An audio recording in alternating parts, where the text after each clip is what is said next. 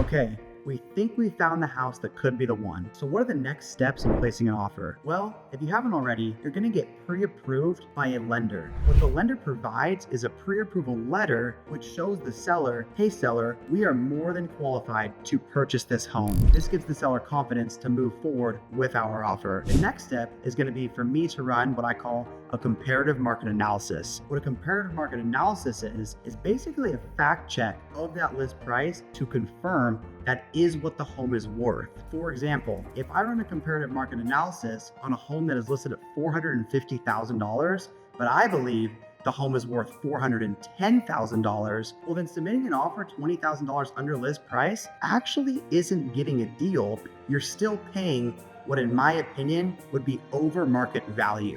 Once we've come up with what the market value is on the home, this will allow us to start to create some strategy with what our offer is going to look like. There are a couple key elements in the offer to go over before placing.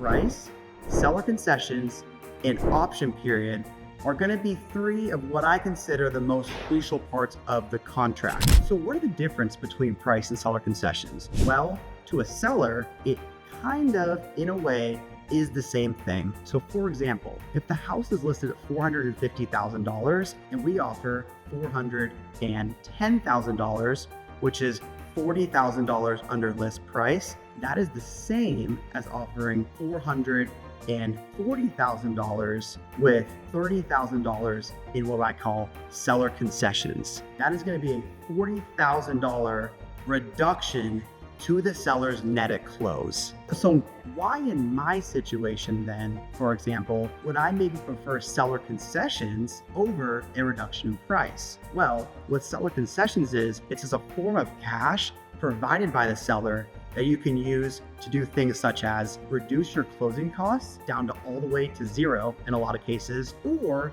buy down your interest rate on either a permanent buy down or a temporary buy down. Very common in today's market with higher interest rates. If you'd like to go into further detail of what seller concessions can do to benefit your specific situation, I have another video on my YouTube channel that goes into further depth. But this is a conversation that we'll have not only with me and you, but also include the lender of, hey, how do we structure this offer contract to benefit you to the best ability in your specific situation? Once we go ahead and figure that out and get that offer submitted, the seller is going to review that offer and is going to either A, accept, B, counter, or C, say no, which doesn't happen in that many cases. So if we submit an offer of a house that's listed at $450,000 for $410,000 and the seller comes back with a counter offer at $430,000, we're going to have another conversation of, hey, do we want to accept and execute this contract officially,